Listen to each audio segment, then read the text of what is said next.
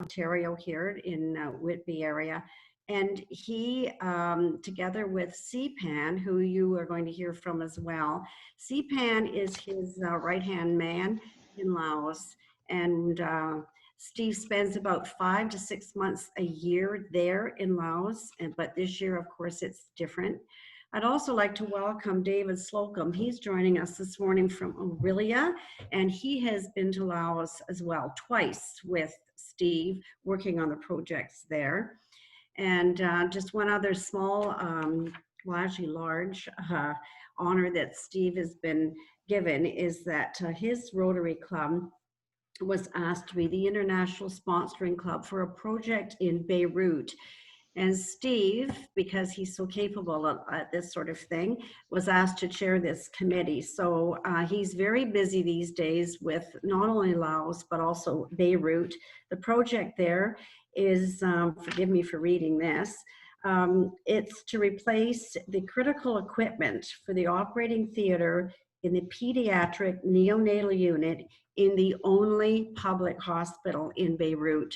And of course, you all remember about why Beirut is in the devastated state it's in because of the huge blow up on the docks. Anyway, this morning, Steve, I'd just like to really welcome you, welcome CPAN, and welcome David as well.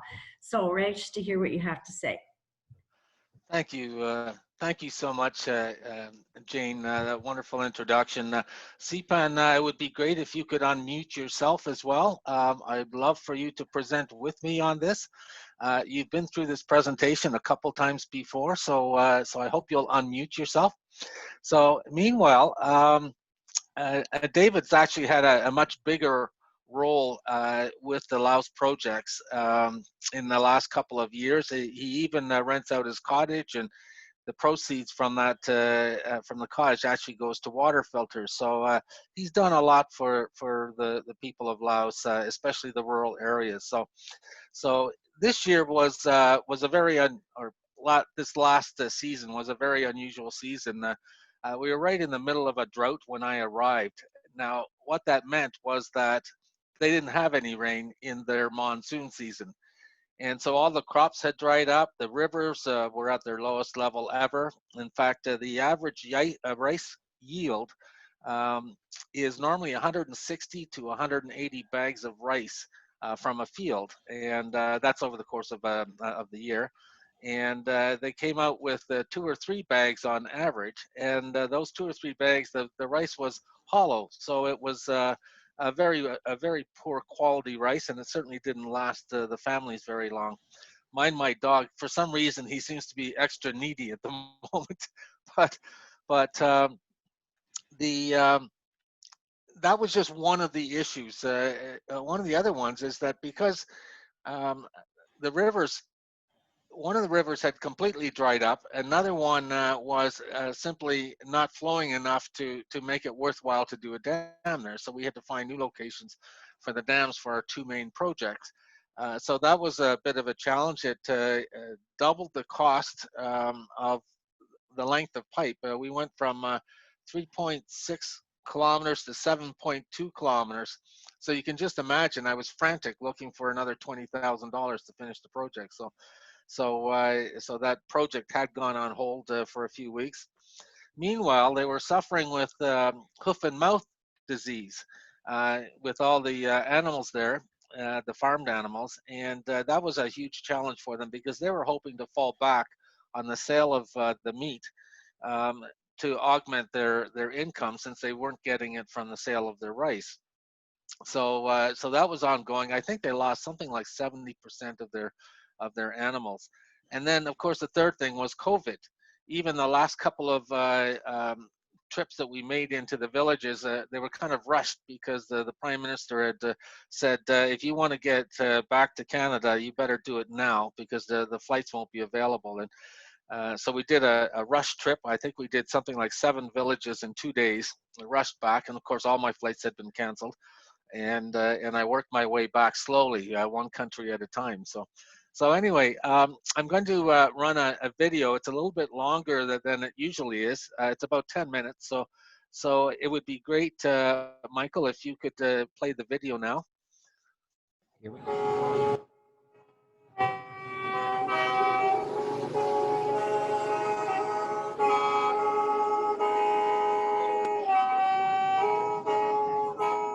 in the village of Lat An, and we have many of the families here to receive their water filters. It's always a wonderful experience when we come to a new village that we haven't been to. This village is about 250, it has a population of 250 people and about 55 families. We came here by boat. It's the only way to get here, except there is a small pathway by motorbike. So these are some of our volunteers, and a very small group this year. We would have loved to have our visitors from the Vancouver area come and join us, but because of the coronavirus scare, we understand that they would prefer to stay home, and that's absolutely reasonable. So at any rate, I did want to introduce to you, Boonsam is a student of ours from secondary school. He's in his last year. He wanted to join us for this. We have Kirsten, and Kirsten is a wonderful donor. She's been coming for a few years now to Laos, and she's donated 20 water filters herself. And Kale, this is Sipan's wife, who's also come to assist. So I wanted to just take a little bit of a tour around, so that this is actually the meeting house, the general center where all the families meet when they have family meetings, and then we have the villagers all around. Now, at this time of year, sorry with the post in the way, but at this time of year, we have a number of the families have gone to look for work in Thailand during the dry season, because there's really not much to do. This is also a year that has been very challenging for them. They're now struggling with hoof and mouth disease in some of the villages, so that's killing the livestock. The rivers are at the lowest ever because there hasn't been a drop of rain since I got here in November. So at any rate, with clean water, we're looking forward to changing their lives forever.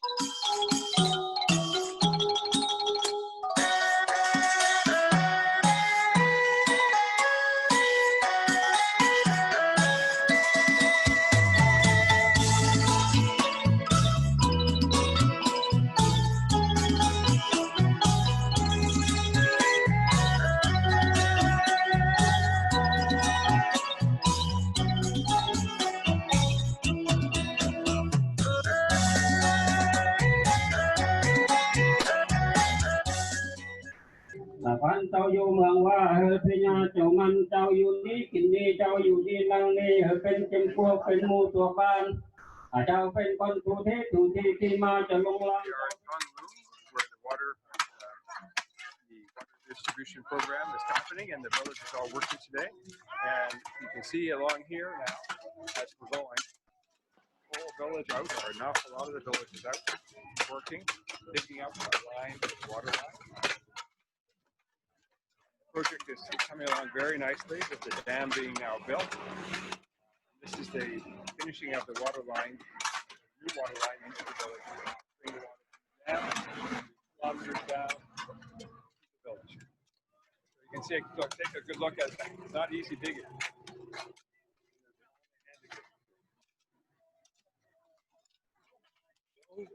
Welcome to the village of Thong Lum, where we are on the upper dam, the new dam that's just being finished. And I'm David Slocum from the Aurelia Rotary Club, and I'm here with Steve Rutledge. Hello. From the Whitby Sunrise Club. And we have the chief of the village here on our left. And on the right, we have one of the good supporters of the village. The whole village came together to build this dam and the whole pipeline, which we'll show you after. But right now, I just wanted to show you the dam itself. I'm just going to show you the dam itself. You can see the basic structure. The stream is coming from up above. The water will be coming through. Once the holding tank down below, the concrete is cured, they will start flowing the water through the dam. The water will come into the dam, and here we'll put the boards in to stop the water flowing through. To control. Yeah. And then the water will then go through over in here into a pre-filtering system before it goes into the pipeline. There's holes down here, which then goes into this first tank, which has larger gravel. It will go through another hole into the second tank, which has smaller gravel, and then the third tank even smaller, so that before the water goes into the pipeline, it actually has some pre-filtering so it doesn't clog up the pipeline on its 3-kilometer journey into the village. I wanted to take this moment to especially thank all the Rotary clubs in Central and Southern Ontario that participated with this project. This is dam number 1 of 2 dams that will be that have been constructed, and we're just waiting for the water tank to cure, and then we can move forward with bringing water to the village. Now, just to my left is something that we call something like a talisman, or it's an offering to the river spirits to allow the snakes and the river to be able to flow in the future, and for good luck for the village. There are a lot of snakes in this area, so they want to make sure with this they'll be protected and the snakes will go a different way. So in order to do that, they have slaughtered a duck and given the offering to the water spirit. And we wanted to make sure to thank all of the Rotary clubs in Southern Ontario and Central Ontario that supported and made this possible. It was wonderful to get the support and to be here and see the impact this will have on the village, and the village coming together to complete it.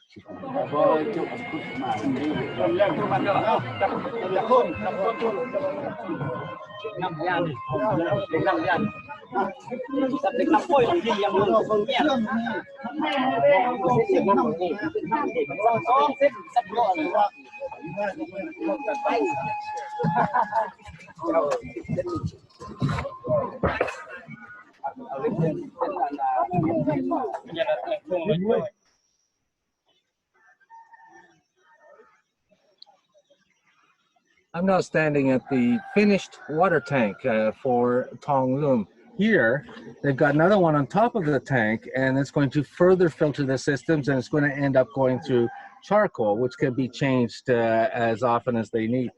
If you look down to the left here, that is the water tank itself, and so there's easy access. There's even a ladder inside so that they can clean the water tank as part of the regular maintenance program.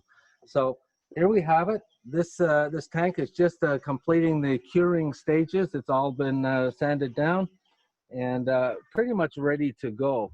In Tong Lum, I'd like to make some special thanks to various Rotary clubs and people that made this possible. This was a $32,000 project. We did go over budget, and that was because of the low river valleys, low rivers this time of year, and it's worse than it's ever been. So we had to build a second dam, and from the second dam we ran a pipe to the first dam to prop up the water supply. So at any rate, I wanted to thank specific organizations and clubs, the Rotary clubs, and Aurelia is the leading donor of this. And Barry Haronia was a big sponsor for us as well. And we managed to raise all this money with also some of the Rotary clubs from Rotary clubs in District 7070, specifically with the Sunrise. They put in quite a bit of money as well. And then we also had a wonderful club from the Rotary Club of Kitchener-Grand River. And they've been wonderful sponsors for this. And of course, the Coquitlam Sunrise is with us every year. And the Ancaster Club also has been a tremendous sponsor. Without this, it could not have been done. We had some challenges just in the last day, actually, and we had driving rainstorms, and we still were able to do a party at the end. And we're just so thankful of all the support we received. Thank you so much.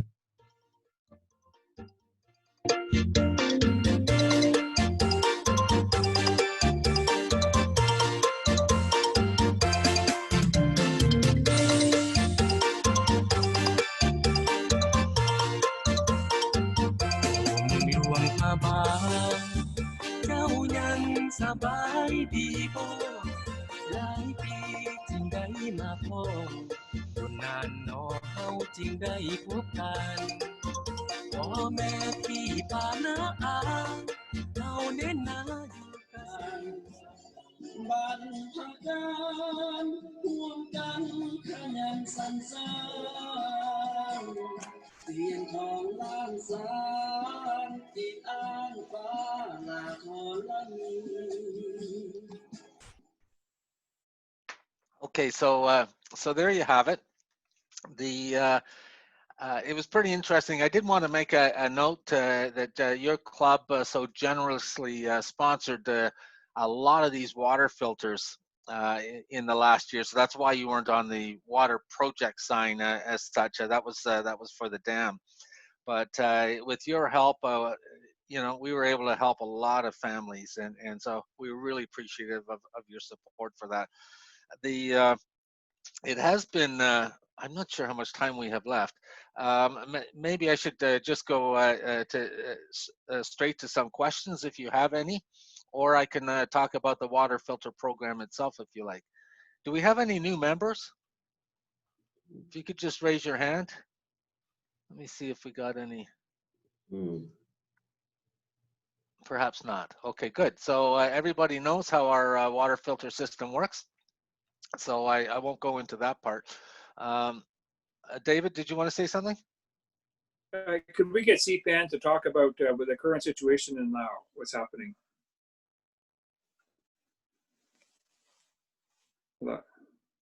CPAN? Yes. Okay. Yeah. So what's happening in Laos? Yeah. So now the border is still blocked, and the good news this year they got, I mean, the Lao people, they got a little bit of rice more than last year, I think, because this year they have a little bit of rain. And the bad news that the chicken and ducks was died, and no more duck, no more chickens now. Wow. Yes, and also my goat still they have the hoof and mouth disease also, and also the I think they have the arthritis, because as I know that because my mom gave the medicine we bought from Thailand last year, and one female goat that get better, and she can wake up and move. So yeah, it's too bad now. Yeah, it hasn't been easy living in Laos this year at all. And with the coronavirus, we had a lot of our students. They were stuck in their dormitories. They couldn't afford to pay their dormitory, and even the villages wouldn't allow them back because they had closed the entrance to each rural village. So whatever students had to go to Luang Prabang or to a school in a different village, they had to stay there. And so they were challenged trying to get food, and so that cost me a lot of money just trying to get food to them. It was a real challenge, and CPAN was so kind enough to go and deliver and all that kind of stuff. You had a lot of clothing for a very poor village. Forgot the name of it. What was the name of it? San Luang Noi. Oh yes, and so the stuff was shipped from Vientiane and delivered right to the village. Of course, wouldn't you know it, that was right in the monsoon season. And how long were you stuck up there? 7 days. Oh man. So and being a very poor village, there isn't much to eat in the village. And so what was it you were eating there, CPAN? Well, we don't have rice to eat, but we eat the bamboo shoot, and also the how can we call the sweet potato from the rice fields, and also vegetable from the rice from the forest. Yeah, that village is very poor. Yeah. All right, thank you so much, CPAN. Does anyone have any questions for us? Steve, it's Frank Tilley. That video was excellent. And we plan to do as we did last year and the year before, send each of our children a gift of one of these water donations. And I'd like to get a copy of that video and send it to them if I could. How do we do that? Absolutely. I have that loaded on YouTube, so I will send you the link to YouTube, and they can listen to it and watch it at their leisure. So no problem with that. One thing I should mention, CPAN is right in the middle of a move. He's moving back to his little house by the airport. I just can't justify having a two-story house in Luang Prabang if I'm not there. So they're just, I think this is the last day of his move. But there is a deadline because we're going to be distributing water filters for the Christmas. So we want them distributed before Christmas, and our emails to each and every donor to show them what they have, the receiving family of the water filters they've donated. So if I could get that information from you, I don't necessarily need the funds immediately, but really what I need is to know what you want on the water filters. You're welcome to send me pictures. I can use those instead of the Canadian flag or instead of your Rotary logo, and then the name of the people you want to you want to show. So show on the label. So with that, it should be fairly simple. Also, I need the city that they're from, so that I can also put that on the labels of the water filters. So you can see a water filter in behind me here. So it's going to look like that. And this year we're having slightly smaller bottles on the top, and that's because the bottles are a little bit too heavy for the once they're filled for the elders to carry. So we're getting smaller bottles, and that should solve everything for them. So thank you for that, Frank. So if there is anyone that would like water filters for Christmas, now's the time. We cut down our budgets significantly this year because of COVID, and without any major outdoor fundraisers this year by any of the clubs across Canada, it has been a challenge. So we're not doing as many large projects. Right now we're at 402 water filters. Last year we distributed 827. So we're hoping to sort of prop that up a little bit with more water filters. And so if there's anyone there, I'll send an email right after our presentation so that everybody has a copy of the water filter brochure. Yeah, and I'll get that around to everybody. Steve, if you send it to me, that'll be great. I think And Helen can you Peacock send a has a link to the- question. Yes, Helen? Can you send a link to the video to all of us? Yes, Yes. I can send I'll take care of that. I've got it on as an MP4, and I can send the link of the MP4 out to you. Great. Okay. And I also have the YouTube link. So Yeah, which is also very good. Yeah. Any other